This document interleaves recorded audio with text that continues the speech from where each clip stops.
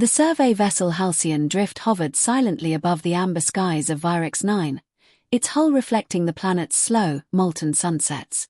Below, continents breathed, vast tar basins pulsed like sleeping hearts, and crystalline forests chimed faintly in the heated winds.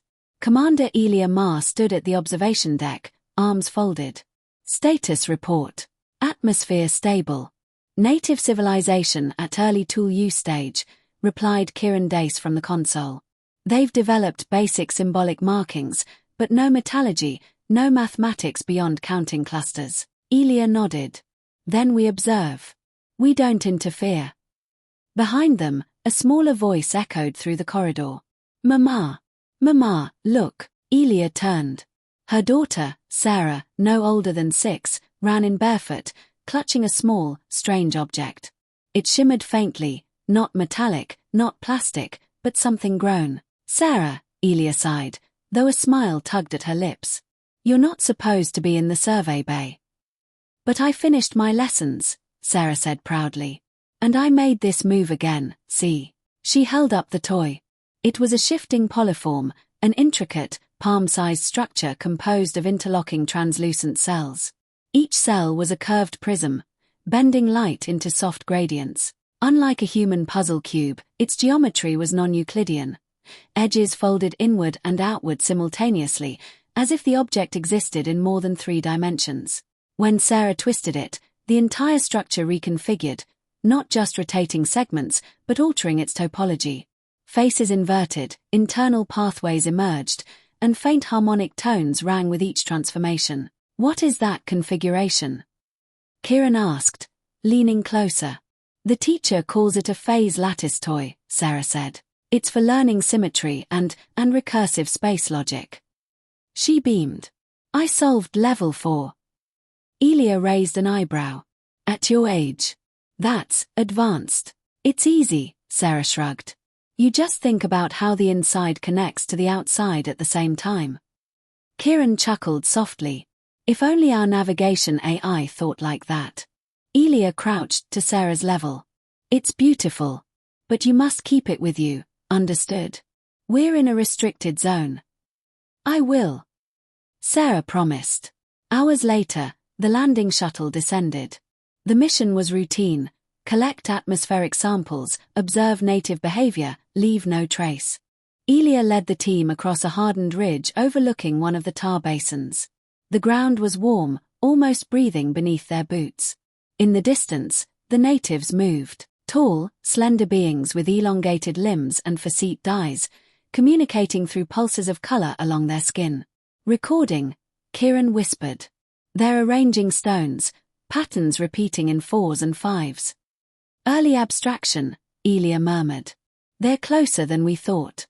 Behind them, Sarah wandered near the edge of the ridge, turning her phase lattice toy in her hands. Click. The structure unfolded, revealing a luminous core. A shifting knot of geometry that seemed to loop endlessly inward. Hello. Sarah called softly, noticing one of the natives watching her from afar. The being tilted its head, its skin flickering in curious patterns. Sarah smiled and waved. Stay close. Elia called without turning. I am. Sarah replied. She stepped back. And her foot slipped. The ground crumbled slightly at the ridge's edge. She caught herself, but the toy flew from her hands. No. It arced through the air in slow motion, glinting in the amber light, and dropped into the tar basin below. There was no splash, only a slow, swallowing ripple as the viscous surface accepted it. Sarah froze. Mama, her voice trembled. I dropped it. Elia spun around. What? My toy, it fell. Elia rushed to the edge, scanning the basin. The tar shifted lazily, thick and opaque. Can you see it? Sarah asked, panic rising. Kiran activated a scanner. Reading, nothing. The density's too high. Elia clenched her jaw. How deep? Unknown.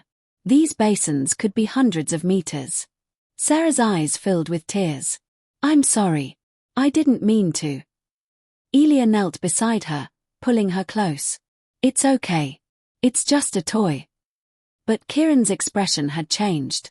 "Commander," he said quietly, "that toy, it encodes multidimensional symmetry operations. Even our topological engines struggle with those models." Elia met his gaze. "If a native finds it," he continued, "and even partially understands it, it could accelerate their mathematical framework by centuries. Maybe more." Silence stretched between them. Below, the tar basin pulsed slowly, indifferent. Sarah sniffled. "Will they find it?" Elia looked out across the vast, dark surface. "No," she said finally, her voice steady but soft. "They won't." Night fell over Virex 9. The natives gathered near the ridge, their bodies glowing faintly in the darkness. They traced patterns in the dust, circles, spirals, repeating lines. One of them approached the edge of the tar basin, peering into its depths. Its skin flickered with uncertainty. It extended a long limb toward the surface. The tar shifted, releasing a low, resonant sound, like a distant echo. The being recoiled, retreating to the others. They watched the basin for a while longer, then turned away, returning to their patterns. Back aboard the Halcyon Drift, Sarah sat quietly in her quarters. "I liked that one," she whispered. Elia sat beside her. "I know. Will I ever get another?" "Yes," Elia said gently. "But not that exact one." Sarah nodded, thinking. "Do you think someone else will solve it?" Elia hesitated. Then she smiled faintly. "Maybe. But they'll have to find their own way first." Far below, deep within the tar basin, the phase lattice toy descended slowly. The pressure increased. The heat rose. For a moment, just a moment, the outer cells shifted. Click. The structure reconfigured, sealing its luminous core within an even tighter recursive loop. Then it went still. Encased in darkness. Hidden from sight. A perfect key to a future that would never arrive, at least, not from this path. Centuries would pass. The natives of Virex 9 would evolve, slowly, painstakingly. They would discover numbers, then patterns, then the faint beginnings of geometry. They would look to the stars and wonder. And deep beneath the surface, in a silent, endless sea of tar, the impossible puzzle would wait, unchanged, unsolved, and unfound. Not every leap in evolution comes from a gift. Some are forged in the long absence of one.